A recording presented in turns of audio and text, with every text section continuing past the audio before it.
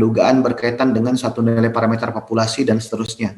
Saya pikir ini tidak ada masalah, hanya sekedar mengingatkan kembali terkait dengan adanya potensi kesalahan dalam melakukan penarikan kesimpulan dari sebuah pengujian hipotesis. Makanya kita sebut itu sebagai kesalahan tipe 1 dan kesalahan tipe 2. Kesalahan tipe 1 itu adalah menolak sesuatu hal yang benar. Menolak hipotesis 0, padahal hipotesis 0 itu benar. Menghukum yang tidak bersalah. Itu kesalahan tipe 1. Sementara kesalahan tipe 2 itu adalah menerima yang salah. Menerima hipotesis 0 padahal dia bernilai salah. Nah, ini akan menjadi dasar kita untuk melakukan uji statistika sebenarnya. Nah, dari sini kemarin juga sempat saya ingatkan, sempat kita bahas tentang uji satu arah dan dua arah. Kita juga sempat melakukan percobaan ya terkait dengan uji satu arah, dua arah yang belum waktu itu. Nanti akan dikenalkan di sini. Ini sudah kita lakukan. Nanti kalian bisa lihat pada catatan materi terkait dengan uji satu arah di pengujian hipotesis gitu. Jadi dia hanya bicara tentang daerah penolakannya.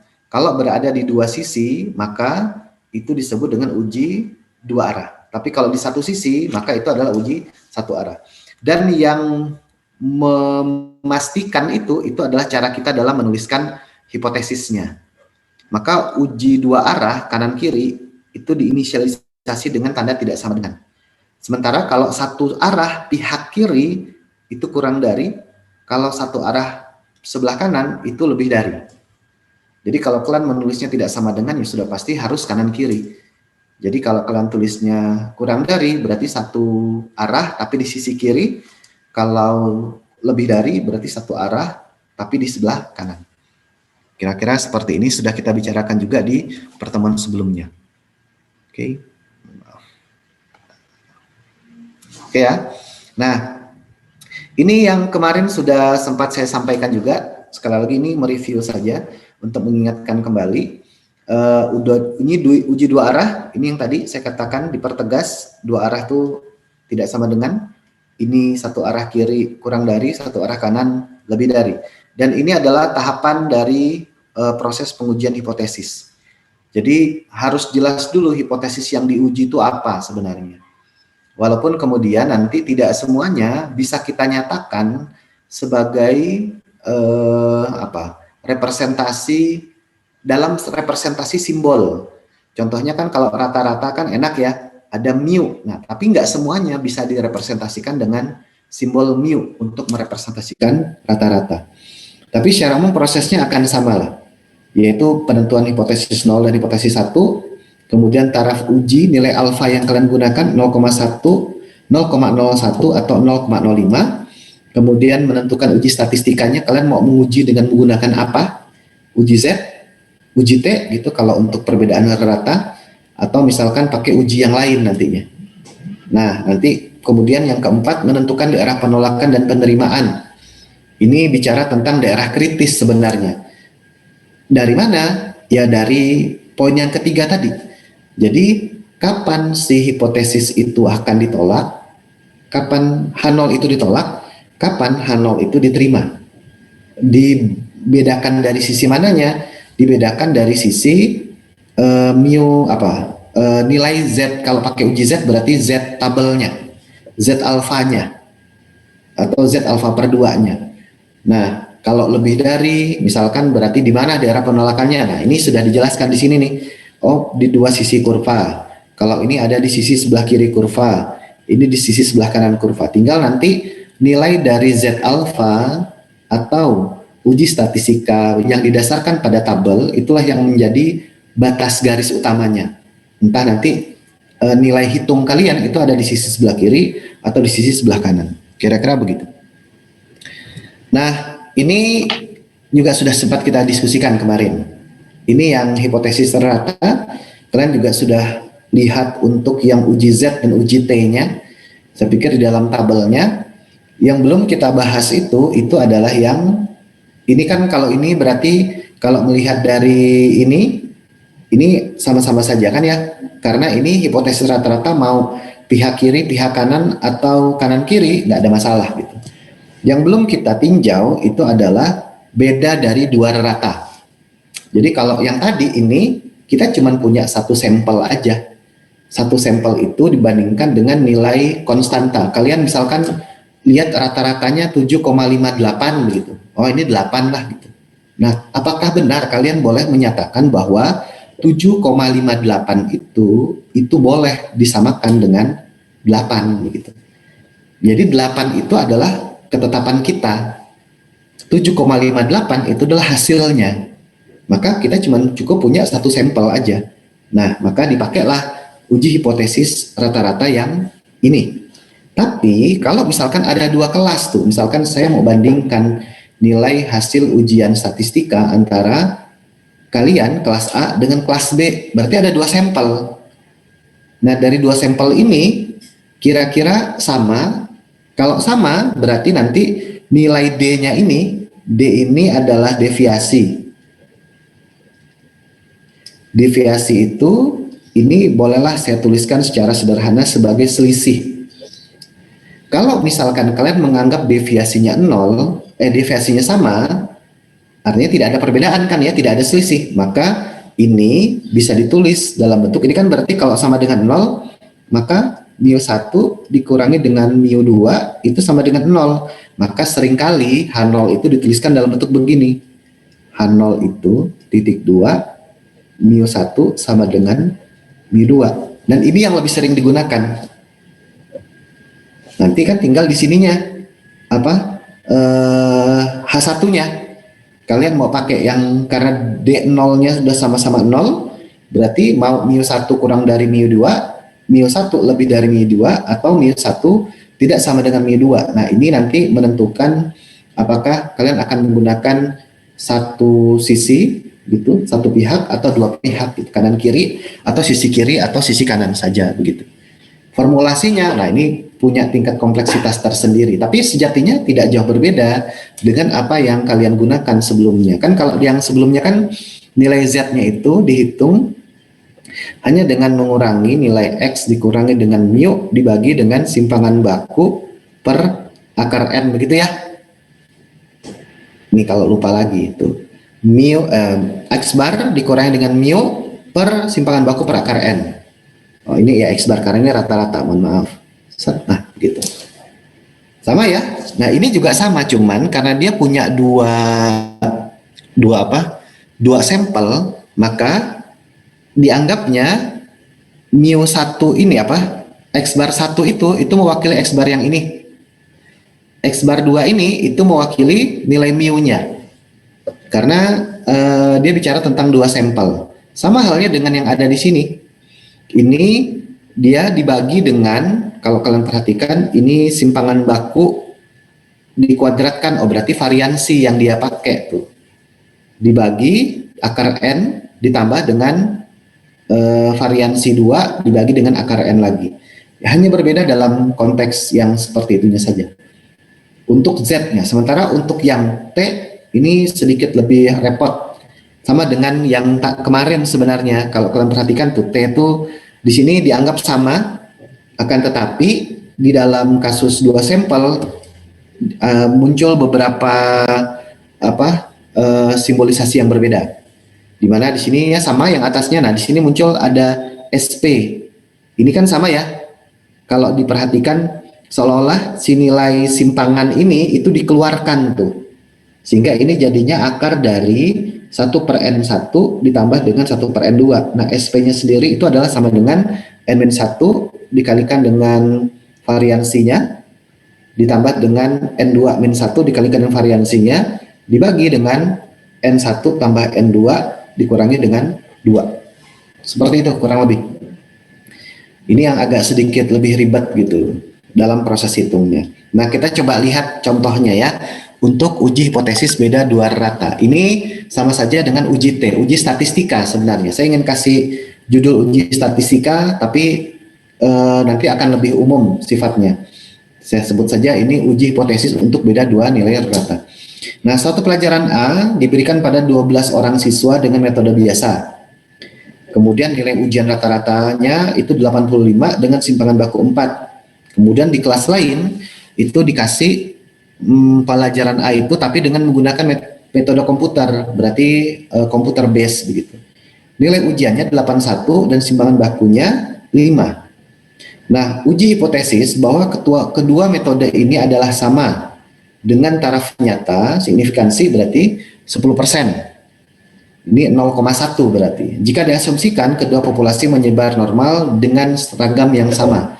Jadi menyebar normal itu sudah menjamin bahwasanya masing-masing data di kedua kelas itu adalah terjamin normalitasnya dan ragam yang sama itu berarti dia homogen. Nah, maka dari sini kita bisa lihat ini hipotesisnya berarti ini kan dia tulis tuh μ1 dan μ2 sama rata-rata nilai semua siswa. Maka saya tulis gini, berarti otomatis H0 itu adalah μ1 sama dengan μ2. Ini kan diperoleh dari kata-kata yang ada di sini tuh. Kedua metode adalah sama. Kalau sama berarti kan otomatis tidak terdapat perbedaan antara metode komputer dan metode biasa, sehingga rata-ratanya tidak memiliki selisih. Makanya tadi saya katakan seringkali ini yang dijadikan sebagai standar acuannya, μ1 sama dengan μ2. Maka kemudian dari sini jadilah ini kemudian hipotesisnya. Gitu. Taraf ujinya 0,1, diketahui N1-nya itu 12, ini yang pakai metode biasa, dan N2-nya yang pakai komputer itu adalah 10. Nah, nilai T statistika ini adalah, jangan lupa V itu adalah DF, degree of freedom, derajat kebebasan, atau biasanya juga suka diistilahkan dengan DK, ini derajat kebebasan. Nah, begitu. Yang itu kalau kalian lihat di uji T itu nanti ada yang N1 ditambah N2 dikurangi dengan 2. 12 tambah 10 kurang 2 hasilnya 20. Nanti kita lihat di tabel T-nya. Kalian boleh sambil buka tabel T, nanti kalian akan lihat di situ ada DK-nya itu atau DF-nya itu akan sama saja dengan N1 tambah N2 dikurangi dengan 2, terutama untuk yang independen. Kalau yang pair berpasangan beda lagi. Maka di sini untuk menentukan daerah kritis ini T-nya 0,05, ini 1,725, ditulisnya begitu. Nanti kita konfirmasi ya di tabelnya. Hitung nilai statistik ujinya. Maka karena di sini nilainya 0, ini ya, ini maka 85 X1-nya, X bar-nya, ini X bar, mohon maaf. Ini 85 dikurangi 81, SP-nya kalian hitung dulu, N1 dikurangi 1 dan seterusnya diperoleh 4,478. 4,478. Ini kan benar ya, 12 kurang 1 hasilnya 11, begitu. S1 dikuadratkan, tadi simpangan bakunya itu 4 dikuadratkan 16. Nanti kemudian ini 11 kalikan 16, 176 gitu. Ditambah dengan 10 kurang 1, 9. 5 dikuadratkan, 25 kali 9 berarti akan sama saja dengan tadi 176 ditambah 25, 200 dikurangi 25. Benar ya enggak? Kalau 10 itu 250, berarti kalau 9 itu berarti 225. Nah, kira-kira beginilah. Ininya 1, simpan 1, 0 gitu. Simpan 1 lagi berarti 4. Dibagi 20. Diakarkan. Gitu. Anggaplah kalau ini 400, coret-coret, nah 20 lah, bener ya. Kurang lebih akar 20. Nah, akar 20 kan 4, sekian. Nah, cocok lah gitu. Nanti detailnya kalian bisa coba hitung kembali. Tapi kira-kira ini mah hasilnya tidak akan jauh dari 4,478. Nah, ini kemudian disubstitusi masuk ke sini. 4,478. Sehingga diperoleh nilainya 2,07. Nah, kalau misalkan di sini dilihat batasnya 1,725, di sini 1,725, maka nilai 2,07 itu berada di sini. Positif ya, dan dia berada di sini. Maka karena nilai uji statistika T 2,07 jatuh pada daerah penolakan H0, maka H0 ditolak dan H1 diterima. Berarti kita bisa katakan bahwasannya rata-rata kelas yang menggunakan pembelajaran biasa dan kelas yang menggunakan bantuan komputer itu berbeda hasilnya. Kurang lebih begitu. Kebayang ya? Nah, coba ini katanya 1,725. Kita coba lihat tabelnya. Kalian bisa sekaligus lihat tabel T-nya. Kemarin saya katakan kita nggak punya banyak tabel T. Kalau tadi itu nih ya, kalau kalian perhatikan di sini dikasih tahu untuk sampel yang independen, maka kita bisa NX tambah NY dikurangi 2. Sehingga tadi 12 ditambah dengan 10 dikurangi 2, hasilnya 20. Nah, kebetulan di sini 20 ini pas di sini nih. 1,725. Tapi kan Pak ini untuk 0,05. Nah, tapi benar ya. Ini untuk 0,25, sementara yang kita punya itu adalah itu kan alfanya sama dengan 0,1 gitu. 0,1 berarti kalau ini dibagi 2, maaf miring di sini, nanti kalian juga ikutan miring-miring. Kita punya nilai alfanya itu sama dengan 0,1. Sehingga kalau ini dibuatkan tabel begini, dibuatkan grafiknya, nah ini kan mau nggak mau akan dibagi 2 kan ya. Berarti di titik ini itu adalah 0,05 ke arah sana. Karena dibagi 2, 0,1-nya. Ini juga sama. Ke arah sana 0,05. Ini 0,1 dibagi 2. Sehingga tabel yang muncul di sini ini hanya mengisyaratkan sisi sebelah salah satunya saja sebenarnya. Jadi kalaulah kemudian ini diturunkan, nah itu, maka kalian bisa lihat untuk 20 maka nilainya 1,725. Kira-kira begitu. Artinya adalah nilai yang kemudian kita gunakan, nilai alfa yang kita gunakan 0,05 di satu pihak gitu, bukan satu pihak, satu sisi sebelah kanan, sejatinya ini adalah setengah bagian dari 0,1, sehingga yang di sisi sebelah kirinya juga akan sama saja. Kan itu cuma masalah kanan dan kiri ya. Demikian juga yang ini. Jadi kalian bisa bilang kalau ini adalah setengah dari 0,02 dibagi setengah gitu ceritanya. Maka hasilnya adalah 0,01 gitu. Dan seterusnya. Jadi walaupun hanya untuk terkesan 5 dan 1%, tapi kemudian yang 5% itu ternyata bisa kalau dikalikan 2 ya jadi 0,1, 10%. 0,1% yaitu otomatis sama saja dengan 2% gitu. 0,025 sudah jelas 5% tadi. Ini 0,005 ya dikalikan 2 berarti ini 0,1, balik lagi ke situ. Saya pikir tidak ada masalah dalam hal ini. Begitu ya. Mudah-mudahan bisa dipahami. Ini saya stop share lagi. Kita balik ke yang tadi. Kebayang ya. Jadi proses dalam penentuan nilai tabelnya nggak jauh berbeda antara satu dengan yang lain.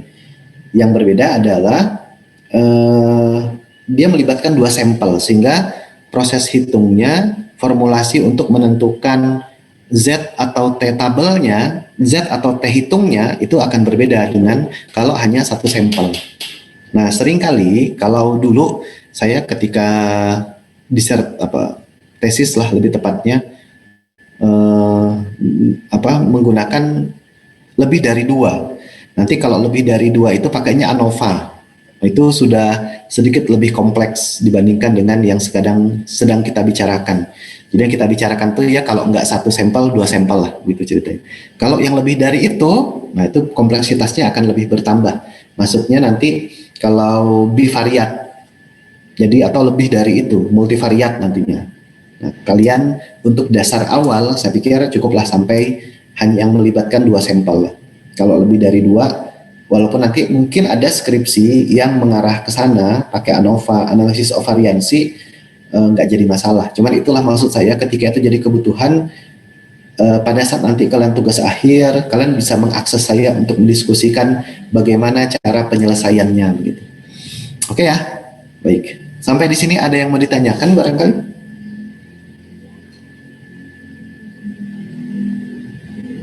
Tidak ada. Mudah-mudahan aman-aman saja.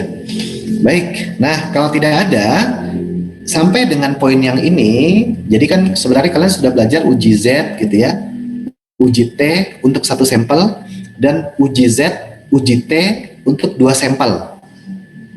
Dan uji T dan uji Z itu representasinya adalah ke statistik parametrik. Artinya adalah dia punya syaratnya ya kayak yang sebelumnya kita bicarakan. Satu, diambil secara acak. Dua, datanya dalam skala interval atau rasio gitu ya. Tiga, normal. Yang keempat, dia homogen. Nah, keempat syarat itu terpenuhi, maka kita bisa menggunakan uji Z dan uji T. Tapi bagaimana kalau nggak bisa, Pak?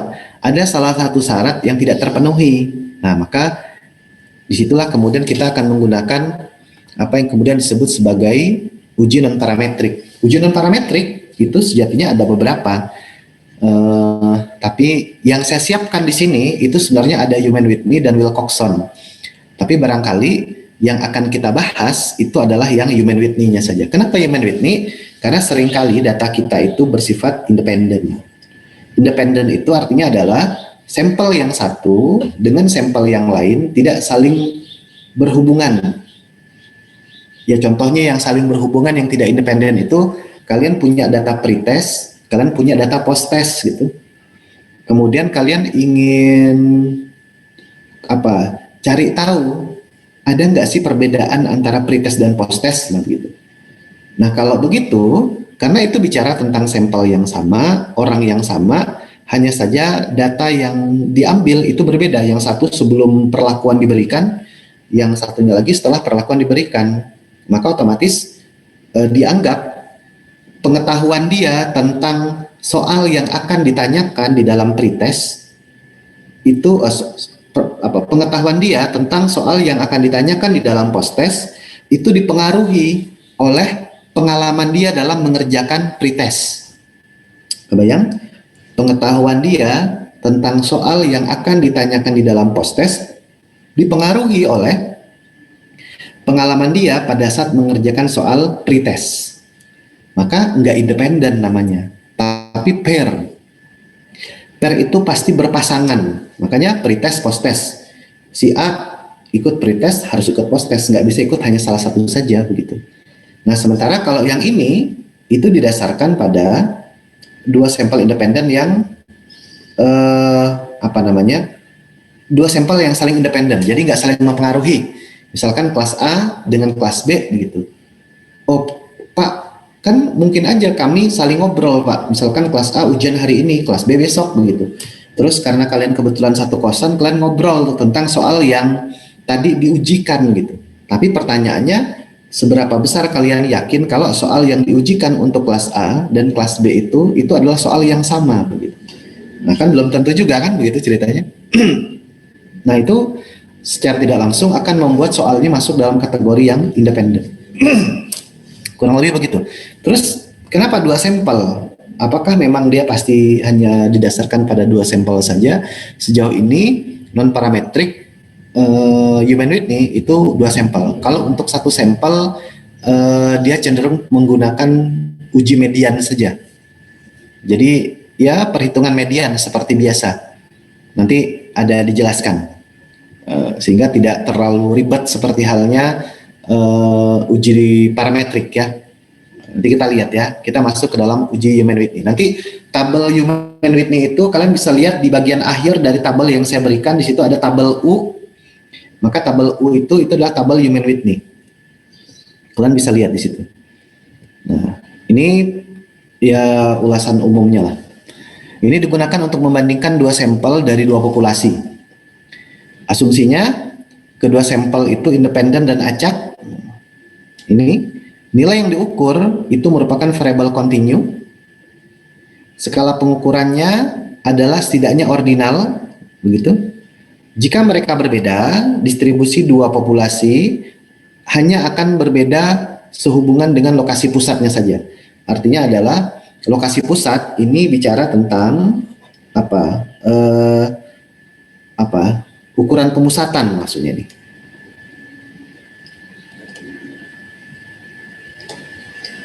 Baik itu nanti min, kemudian median, nah gitu. Jadi mungkin aja misalkan yang satu itu ya ini tabel yang panjang, yang satu gesernya posisinya di sini begitu. Nanti yang satu posisinya di sini. Nah, ini yang dimaksud dengan jika mereka berbeda, distribusi dua populasi hanya akan berbeda sehubungan dengan lokasi pusatnya saja. Nah, di sini kan kurang lebih begini tuh. Di sini ada min, median, ini median, ada modus, kemudian ada X bar. Di sini juga punya ada MO, ada X bar. Nah, begitu. Jadi ini adalah dua hal yang berbeda. Begitu ya, kalaupun dia berbeda. Tapi sejatinya asumsi dasarnya kurang lebih akan seperti itu. Nah, secara umum tahapannya itu adalah satu, dia menggabungkan data ke dalam daftar tunggal.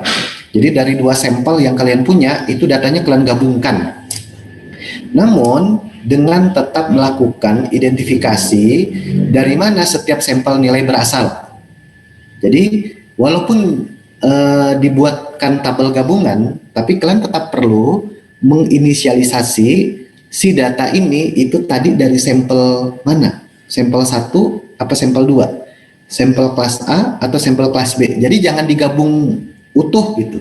Tapi perlu diinisialisasi, entah warnanya nih kayak kalian bedain atau kalian nanti buat kolom tambahan untuk ngasih tahu ini dari data sampel A, sampel B, sampel 1, sampel 2 misalkan begitu. Satu. Yang kedua, lakukan pengurutan nilai dalam daftar gabungan dari yang paling rendah ke yang paling tinggi. Sudah digabungkan, buat pengurutan. Setelah diurutkan, pisahkan lagi jadi dua sampel. Jadi kasarnya yang awalnya dua sampel tapi belum diurutkan, kalian gabungkan dulu. Setelah digabungkan, diurutkan, baru dipisahkan lagi dengan tetap memperhatikan nilai peringkat atau urutan. Nah, baru kemudian setelah itu kalian melakukan penjumlahan terhadap urutannya. Ini urutan. Ini urutan. Lihat, di sini langsung ketahuan tuh, oh kalau begitu si Human Whitney itu tidak memperhatikan besar nilainya. Jadi kalau kalian dapat berapapun, dapat 90, dapat 100, nggak peduli Human Whitney. Tapi masalahnya kalian berada di urutan keberapa? Urutan kecil atau urutan besar? Kalau dapat 90, tapi kemudian sebagian besar siswa, rekan-rekan kalian, itu juga mendapatkan nilai 90-an atau 80-an, ya berarti kan angka itu tidak berarti apa-apa, begitu maksudnya. Jadi, ya yang dia tinjau untuk menentukan kesimpulan akhirnya, itu bukan nilai dari yang diperoleh, tapi dia berada pada urutan yang mana. Inilah yang menyebabkan Human Whitney itu menghandle polanya, datanya dalam bentuk ordinal. Kan nanti kan yang pertama itu nominal ya. Kalau nominal ini hanya bisa untuk membedakan. Tapi ketika masuk ke Human Whitney, data apapun, walaupun nanti di sini bentuknya itu adalah interval atau rasio, maka dia akan langsung dirubah menjadi ordinal karena langsung diurutkan, dan urutan itulah yang memberikan pengaruh terhadap hasil akhirnya. Jika jumlah dari peringkat satu sampel cukup berbeda dari jumlah peringkat sampel lainnya, maka disimpulkan terdapat perbedaan dalam populasi median sehingga H0 ditolak. Jadi kalau perbedaan antara jumlah sampel yang satu, jumlah urutan yang satu dengan jika terdapat perbedaan yang cukup signifikan antara jumlah urutan dari satu sampel dengan jumlah urutan dari sampel yang lain, ya maka itu sudah langsung dapat disimpulkan H0 ditolak gitu. Kenapa? Kok bisa disimpulkan begitu? Nanti kita lihat ya. Kenapa bisa disimpulkan begitu ya? Salah satu pertimbangannya adalah karena kalau misalkan bisa langsung perbedaan signifikan, berarti kan kecenderungannya di salah satu kelas itu, di salah satu sampel itu menumpuk di urutan-urutan yang awal. Sementara sampel yang lain di urutan-urutan yang akhir. Sehingga kalau dijumlahkan, anggaplah kelas A di urutan awal, kelas B di urutan akhir. Maka yang di kelas B itu kan berarti hasil penjumlahan urutannya besar banget. Sementara di kelas A hasil urutan penjumlahan jadi kecil. Nah, kalau begitu ya sudah pasti berbeda. Jadi langsung bisa disimpulkan begitu. Nah, cuman memang tidak ada literatur yang menguatkan berapa yang dimaksud dengan cukup berbeda atau berbeda secara signifikan itu yang kayak gimana sih?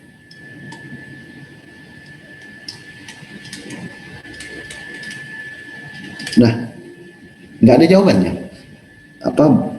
Yang bisa sebut ya selisihnya 25, nggak ada. Atau 1000 gitu, nggak bisa.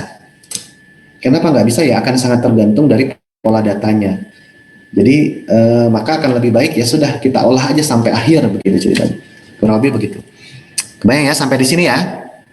Jadi yang pertama kalian buat daftar gabungan, yang kedua urutkan, yang ketiga pisahkan sesuai dengan urutannya, yang keempat jumlahkan urutannya. Kita lihat contoh. Ini adalah formulasi yang nanti akan kita gunakan. Jadi saya pikir ini tadi sudah kita diskusikan secara umum, ranking gabungan, kemudian hitung R1, R2, ini tadi jumlah urutannya. Nah nanti dari situ kalian diminta untuk menghitung UA dan UB begitu ceritanya. Nanti UA-nya berapa tuh? UA itu adalah N1 kali N2 ditambah N1 dalam kurung N1 tambah 1 dibagi 2 dikurang R1. R1 tadi ini adalah berarti jumlah ranking untuk sampel 1. N ya berarti jumlah data yang ada di sampel 1. UB berarti ini dikurang R2. Nah, gitu aja. Nanti yang diambil sebagai nilai U hitung itu adalah nilai terkecil di antara UA dan UB. Ini kita sebut ini sebagai U hitung. Nah, nanti dibandingkan si U hitung ini dengan U tabelnya. Kalau nilainya kurang dari U tabel, maka tolak H0. Kira-kira begitu. Ya, ini relatif lebih manual. Bahkan kalian bisa melakukannya dengan menggunakan Excel juga bisa, nggak jadi masalah. Ya samalah kurang lebih dengan yang sebelum-sebelumnya. Hanya saja kalau saya melihat ini sebenarnya lebih simpel. Hanya saja yang disayangkan dari non parametrik itu dia menghilangkan nilai dari hasil. Jadi kalau dia hanya lihat ya 7, 6, 50 dan 90 itu bedanya tipis. Ketika ternyata 50 dan 90 itu berada dalam urutan yang berurutan. Misalkan 50 kosong nggak ada lagi nilainya, total langsung ngajelang 90. Berarti dianggap nggak jauh beda. Sama-sama aja yang 50 dengan 90. Nah, itulah kelemahan dari non parametrik gitu. Karena dia hanya menganggap itu sebatas urutan saja. Kita lihat. Dalam konteks ini, nah misalkan ini contoh. Suatu sampel acak diambil dengan melibatkan 9 orang siswa pada mata pelajaran matematika dan 9 orang pada mata pelajaran bahasa Inggris. Ini sampelnya sebenarnya nggak harus sama. Kalian boleh ambil 10, boleh 12 atau berapapun. Nggak jadi masalah. Nah, klaimnya berarti ini dugaan kita itu adalah rata nilai akhir mata pelajaran matematika lebih besar dari rata nilai akhir mata pelajaran bahasa Inggris. Kenapa lebih besar, Pak? Ya, karena kan ceritanya kita sedang dalam konteks belajar matematika begitu ceritanya. Jadi matematika lebih besar nilai rata-ratanya. Maka dari sini kalian sebenarnya bisa bisa lihat itu. Ini kan reratanya ya. Kalaulah dianggap ini adalah bagian dari ukuran pusatnya, maka harusnya nanti kita bisa tulis begini. Ini mau pakai rerata, anggaplah rerata M itu lebih dari rerata bahasa Inggris, gitu. Lebih dari. Nah, tapi tetap saja ini adalah hipotesis alternatifnya. Berarti hipotesis nolnya apa? Oh, sama saja. Rata M sama dengan rata E.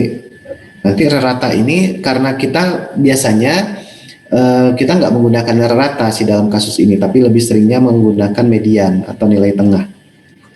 Kenapa median? Ini juga menarik. Kenapa yang digunakan adalah median? Menurut kalian kenapa yang digunakan lebih seringnya median dalam kasus non parametrik? Karena di antara ketiganya nilai tengah ya, ukuran pemusatan yang melibatkan urutan itu adalah median. Sepakat? Coba untuk menghitung rata-rata nggak perlu diurutkan. Untuk menghitung modus nggak perlu diurutkan juga gitu ceritanya. Langsung ketahuan modusnya di mana gitu.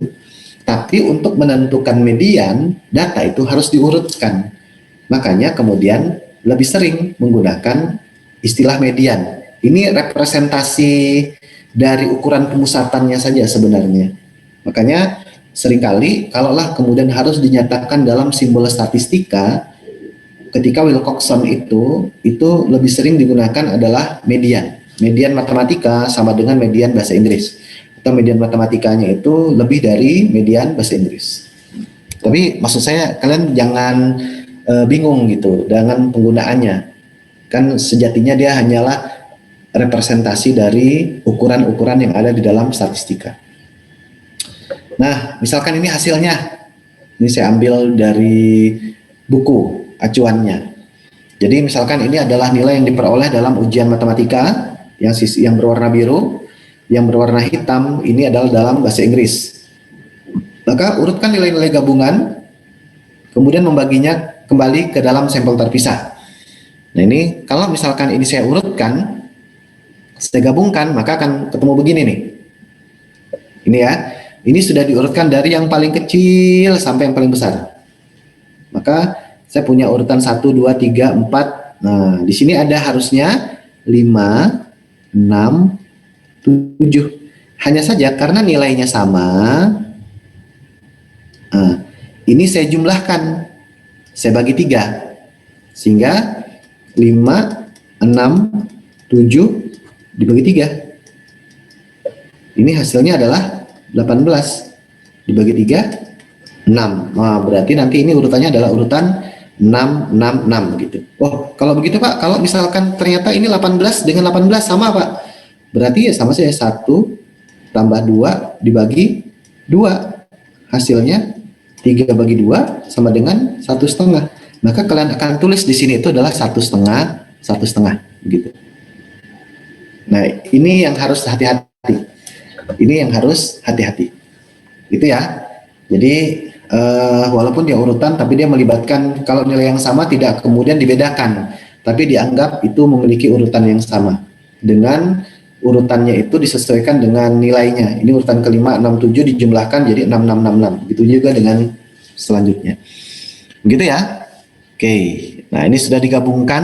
Lihat, saya membuat inisialisasi data berwarna biru untuk matematika dan yang berwarna hitam untuk bahasa Inggris.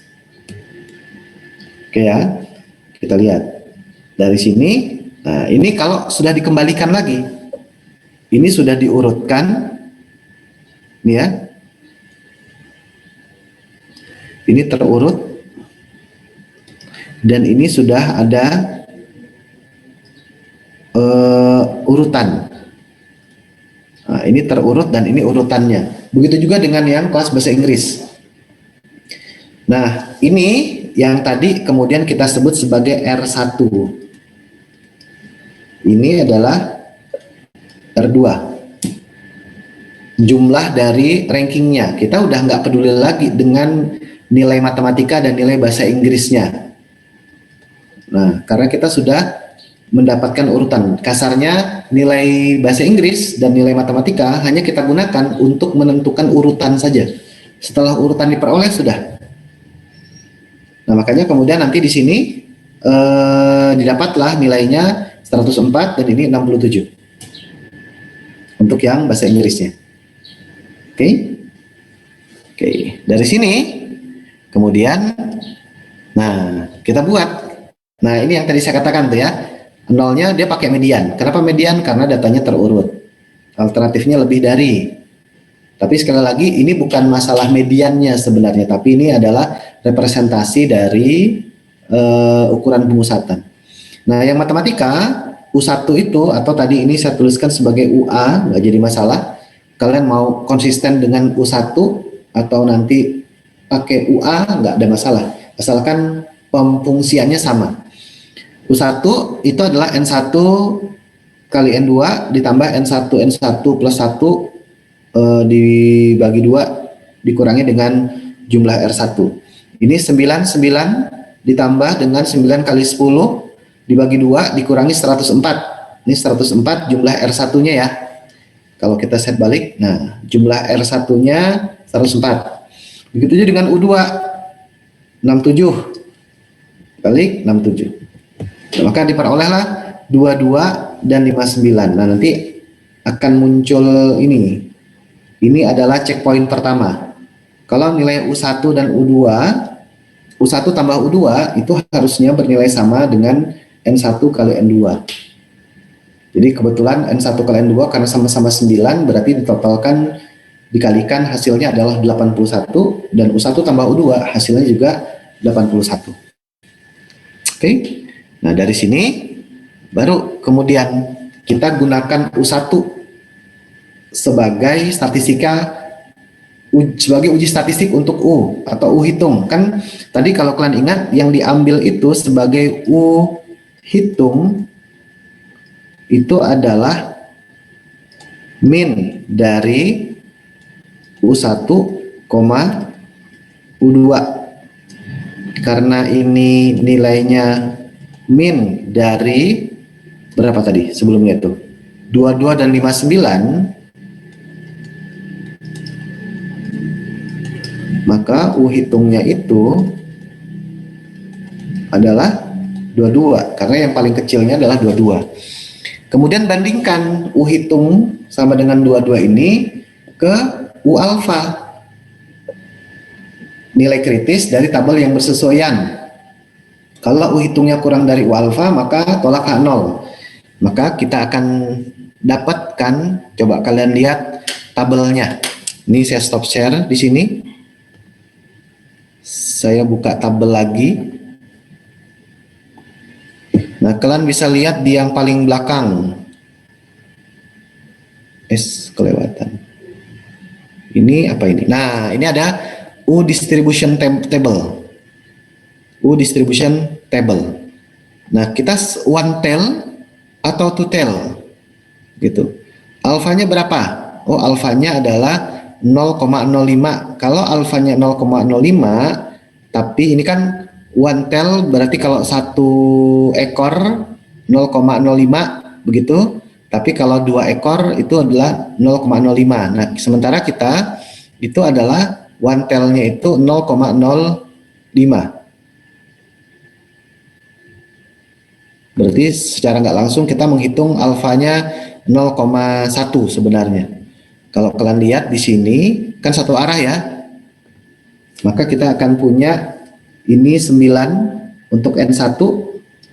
Ini juga 9 untuk N2. Nah, kalian lihat ketemunya di mana dia? Nah, di sini.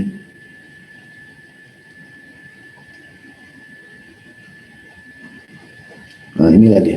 Artinya adalah U hitungnya itu adalah 21. U tabelnya itu adalah 21. Gitu ya. Jadi ya kenapa kok kita kan one tail alfanya 0,05. Kenapa one tail? Oh, karena kan tadi HA-nya itu ini adalah median math itu lebih dari median English, maka pasti one tel, alfanya 0,05. Nah, berarti dapatnya 21. Kalau misalkan alfanya enggak ini, ya berarti tinggal disesuaikan lagi saja. Misalkan kita ke atas, nah pas 9 nih. Ya, bisa 17. Tapi kalau begitu nilai alfa kita itu adalah 0,2,5% kalau one tail. Tapi kalau two tail alfanya ini sama dengan, nah maka jadinya ini 17. Jadi kalau ininya bukan yang ini, kita akan pakai yang ini. Kalau misalkan HA-nya itu ini median math itu tidak sama dengan median E, baru pakai yang ini karena alfanya ini, begitu. Kalau tapi karena alfa kita 0,05 untuk one tail, ya jadilah yang dipakai yang di bawah. Begitu kira-kira. Oke ya. Nah, saya stop share lagi. Saya ganti ke yang tadi. Jadi tadi kita dapat karena kitanya itu one tail, ini bisa kita set back mundur lagi. Maaf. Ini ya. Tuh, 0 hanya lebih dari, maka kita akan punya alfa 0,05, N1-nya 29, ini adalah 21. Sehingga kalau pada saat ininya 21 di sini, nah begitu, ini kan berarti ini adalah U alfa, ini adalah U hitung. Nah begitu. Ini kalau dibuat gambarnya ya kurang lebih gambarnya beginilah. Nah, anggaplah begitulah ya.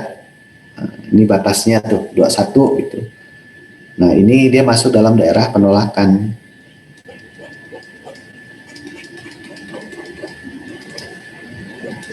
Nah, dia masuk dalam kategori daerah penolakan yang nilainya 22. Maka dengan kata lain, kita tidak boleh menolak H0. Artinya adalah ya kalau ini kan tolak H0, ini terima H0. Dengan kata lain kita bisa bilang kalau median dari kedua data itu sama. Berarti H0-nya diterima. Kurang lebih begitu. Oke? Sampai di sini ada yang mau ditanyakan nggak?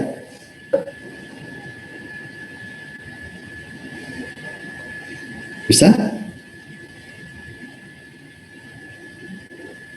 Ya, mudah-mudahan bisa. Oke ya. Nah, Tabel Human-Whitney ini meliputi nilai U alfa. Ini hanya untuk ukuran sampel 9-20 saja. Artinya adalah dia akan sulit kalau misalkan jumlah sampel itu lebih dari 20. Jadi nggak bisa digunakan Human-Whitney untuk sampel yang lebih dari 20. Maka yang digunakan adalah kalau sampelnya besar, maka dia menggunakan normal. Jadi balik lagi ke distribusi normal, tapi penggunaannya adalah untuk data, bukan untuk pengujian normalitas, tapi dibalikkan lagi untuk pengujian data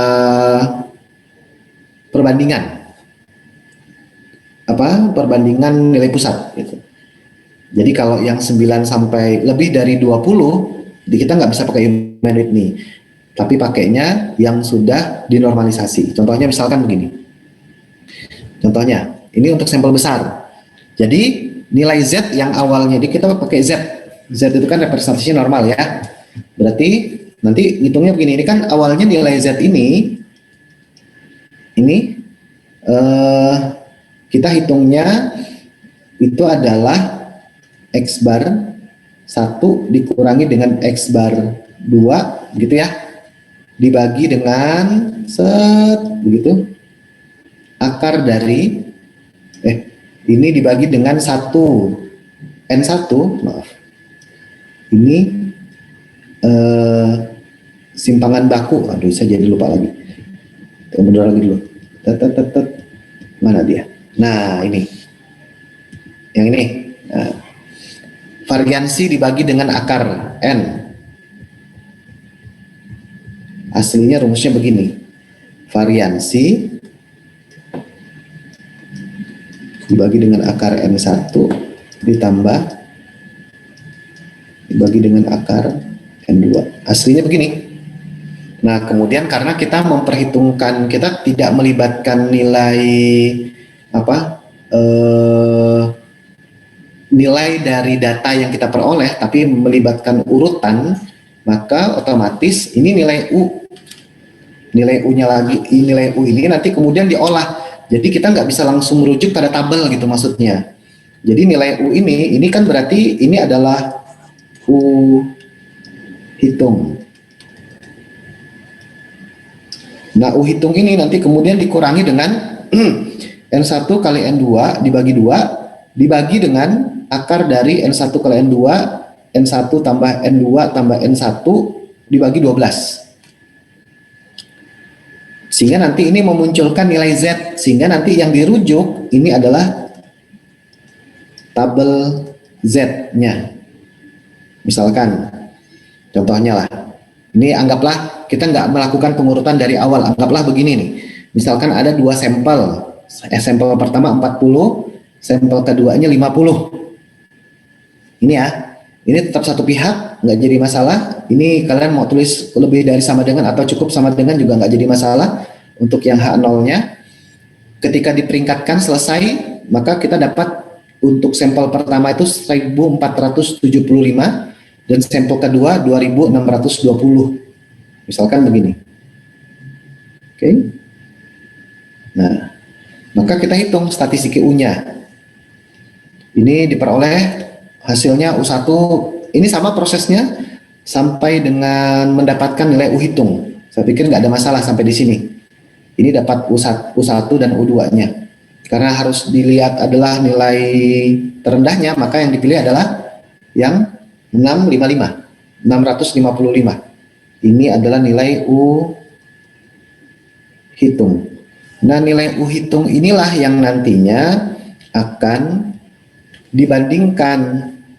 Nih, diperolehlah. Tuh lihat ya. 655 dikurangi, ini kebetulan tadi 40 dan 50 dibagi 2. 40 kali 50 2000 dibagi 2 jadinya 1000. 40 50 1. Ini berarti ya 2000, ini kemudian dikalikan dengan berapa itu? 91, diperoleh hasilnya minus 2,8 karena ini negatif ya. Minus 2,8. Minus 2,8. Nah, yang menarik adalah pertanyaannya dari mana dapat 1,645 di sini nih. Maka ini kan Z alpha ini, kalau tadi kalian lihat di sebelumnya itu, di sini kita buat permisalan lebih tepatnya. Ini alfanya berapa persen tuh yang 1,645. Kalian buka lagi tabel distribusi yang tadi. Ini saya stop share dulu. Kita lihat tabelnya untuk yang Z. Dibuat tabel Z. Ya. 1,645. Nah, berarti lihatnya begini. 1,645. Lihat. Dia adanya di bagian yang ini.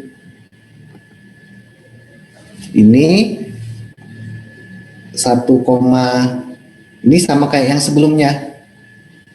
Ini 1,64, ini 65 ya, sorry.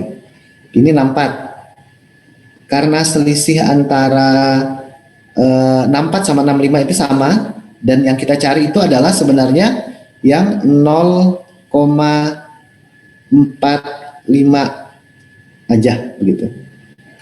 Kok dapat 0,45 dari mana, Pak? Ya ini kan hasil pengurangan 0,5 dikurangi 0,05. Nah, dikurangi. Hasilnya 0,45. Kenapa? Ya kan ini nilai alfanya. Nilai alfanya 0,05. Berarti daerah yang nantinya akan berada di sisi sebelah kirinya itu punya luasnya 0,05. Maka dari titik 0 ke titik yang ditujunya gitu, karena ini ada di sisi sebelah kiri, ini 0, walaupun nggak lurus nggak apa-apa lah ya. Nah, alfanya 0,5, 0,05, berarti ini 0,05. Berarti dari sini sampai ke sini berapa tuh? Ini kan pastinya 0,45. Nah, 0,45 itulah yang kemudian masuk di sini, dan nilai ini adalah 1,645. Tapi kalian boleh menuliskan ini sebagai 1,64 atau 1,65, nggak jadi masalah. Karena kebetulan selisihnya relatif sama. Kita nggak bisa nentuin apa yang terdekat yang mana ya, karena memang selisihnya sama. Kira-kira begitu. Oke. Ini saya stop share lagi. Kita balik ke yang tadi. Oke. Nah, begini ya. Maka karena si nilai Z-nya itu kurang dari posisinya ada di daerah yang diarsir, di mana ini H0-nya di reject, H0-nya ditolak, maka kita bisa bilang kalau misalkan ternyata hipotesis alternatifnya itu yang kemudian diterima. Hipotesis alternatifnya yang kemudian diterima. Nah, sudah, maka beginilah hasil akhirnya. Gitu. Harus ingat-ingat ini Z alfanya itu ini diambil ini 1,645, ini diperoleh dari 0,5 dikurangi 0,05 sama dengan 0,45. Nah, ini cari di tabel Z. Nah, didapatlah 1,645. Begitu kira-kira. Baik, sampai di sini ada yang mau ditanyakan? Tidak ada? Insya Allah tidak ada kok. Oke, good, baik. Nah, nanti kalian bisa coba kerjain latihan yang ada di sini. Saya menyediakan satu soal latihan sih sebenarnya terkait dengan uji Human-Whitney. Yang satunya itu jumlahnya 14, yang satunya 16. Berarti kalau begini kalian masih bisa pakai tabel Z yang tabel U yang ada di yang ada di dalam tabel yang saya berikan sebelumnya. Nah, ya secara umum sebenarnya tidak terlalu sulit dan tidak lebih ribet dibandingkan dengan uji Z dan uji T lah begitu. Kenapa? Ya karena kalau uji T, Z kalian harus ngitung simpangan baku dulu, harus memperhitungkan ya reratanya kalau misalkan tidak diberikan begitu ceritanya dari data mentahnya. Sementara kalau ini dia hanya menyajikan informasi berupa urutannya saja. Setelah urutan diperoleh, maka data utamanya itu diabaikan. Jadi nggak diperlukan lagi. Begitu kira-kira. Baik, sampai di sini. Ada yang mau ditanyakan? Tidak ada? Nanti dicobain ya. Kalau ada masalah, nanti silahkan dikomunikasikan lagi ke saya.